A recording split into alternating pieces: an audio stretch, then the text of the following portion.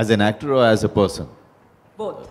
Okay. First as a person, when you analyze his role, and then as an actor when you performed it. Okay, see, you know, as a person, I feel it will be very difficult. See, I used to teach theatre in schools, and I used to find it quite challenging and, you know, quite demanding to communicate with the children when their energy is all over the place. You know, the last thing that they want to hear is the instruction from you. So for a coach, I believe to train a 5-year-old is very difficult, because to direct him, to give him one direction, to put him in some kind of a discipline is something very challenging for a coach. For an actor, I always maintained a distance from Mayur, who is playing Budhiya. At the same time, I was always available to him and all the children who were there in the film. You know, just trying to find a right balance between the actor and the real coach that I was playing, because I wanted these children to feel that I am a coach, you know, on the set also, off the camera too. So I used to give away that much and not more, you know. So all the time maintaining that, you know, that image about myself was very difficult off the camera, because we were meeting for 45 days and behaving in a certain way with the children, not getting carried away by their, you know, innocence, was a quite a difficult task. I told my director also that, you know, I don't want, please don't force me to behave and to make friends with them in the manner that you want me to be friends with them. Because I have my experience with working with children. And I just leave it to me that, you know, I'll be doing everything right when it comes to dealing with them. And it worked. I mean, eventually, when you see the film, Mayur, till now, he comes and holds my hand. But at the same time, Mayur knows that he can't cross a line, you know. So that's how Biranchi was with Budhiya, because that's the research that we've done. We've realized that, you know, that's how Biranchi was with Budhiya. He was like, he was father-like, he was mentor-like, he was guide-like, he was teacher-like, he was friend-like, but he never let him cross a boundary. It's very interesting you say that, and I want to come to you, Sunil, because you're the captain of the Indian football team, and as the captain, you're also leading the boys, you're leading the team. And the reason why I ask you, why is that role crucial? Because there's several parents and teachers here, and the role they play in the development of the child also kind of juxtaposes with the role you play. How does that role come to you? How do you balance that, being the captain, a friend, and a coach all at the same time? Good afternoon, everyone. Khana nahi khaya kya? Good afternoon, everyone. Yeah, that's nice. I mean, when I was growing up, and when I used to look up to my seniors, the best thing that I realized was, you see and you learn more than when you get lectured.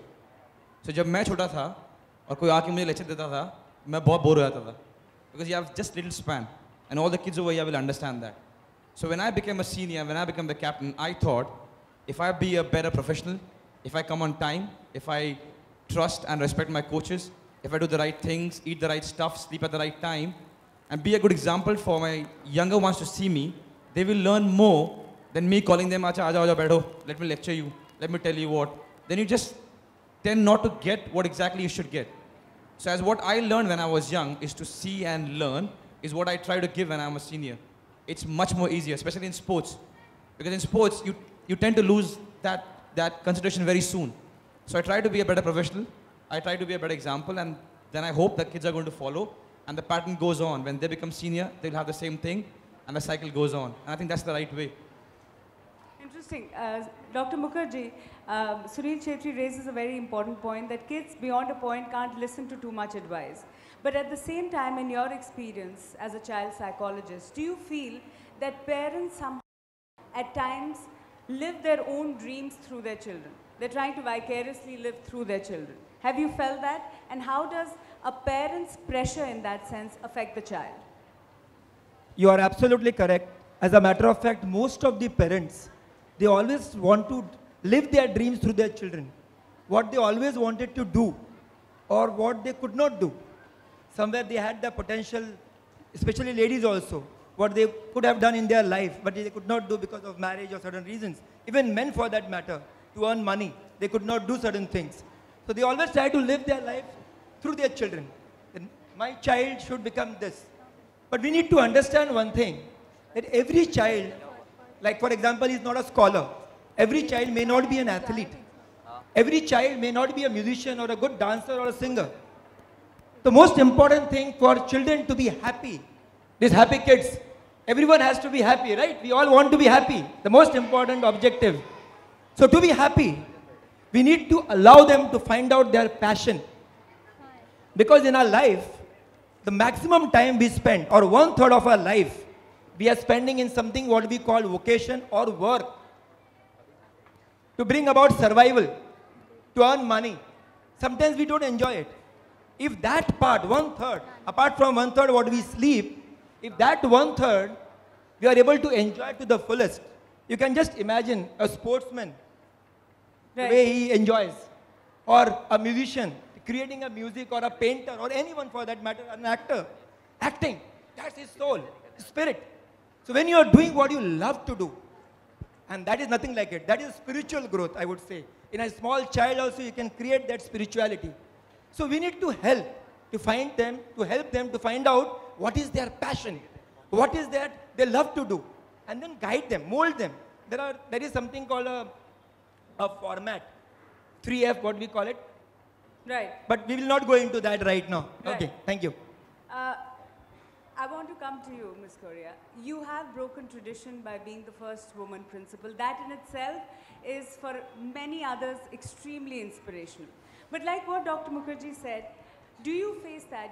Are you trying to instill in the children who are here and the others in your school perhaps the dreams of what their parents want them to do? Or how difficult is it to really bring out what the child wants to do and allow them to nourish that, to further that dream? Thank you, Maruk. First of all, I am very happy to have all of you here. The name of your films, Born to Run, is very well aligned with the motto of my school, which is Born for Greater Things. Okay, so in that context, thank you. And I think my boys and my teachers are also happy. To answer your question, Maruk, as a principal, and I think my staff will agree with me, that we are always trying to maintain that delicate balance between the security and the mental well-being of the child and the expectation of the parent. Okay? In this generation, maybe it's always been there, but since we are teachers in this particular generation, parental expectations are great. I don't know where the parents have set that standard. I mean, they have a hidden standard in their mind. Possibly it has come from something that happened, as doctor said, in their childhood. It could be something they have read. It could be something that they have seen. And unconsciously, they compare their child to that standard in their mind. Okay? The standard could be the neighbor's kid also. And because of that, they expect so much from their child. And each child, we believe, is uniquely different. And within those differences itself, there are variations. Like, for instance, we pride ourselves on being a sports school. Right. Children, we have superstars who play very good football, for instance. And a boy who's very good at football, there may be a day he's just off. And I've had parents on the sideline screaming, "You idiot, get your head into the game." Okay, now that's very sad. Okay, we can't say anything. This is what the parent wants. And this is with sports, this is with studies, this is with music, with everything. So I think... And that's perhaps something that should change. Should. Or at least we hope that parents start listening to actually what the children want. And Absolutely. Manoj, I want to ask you this.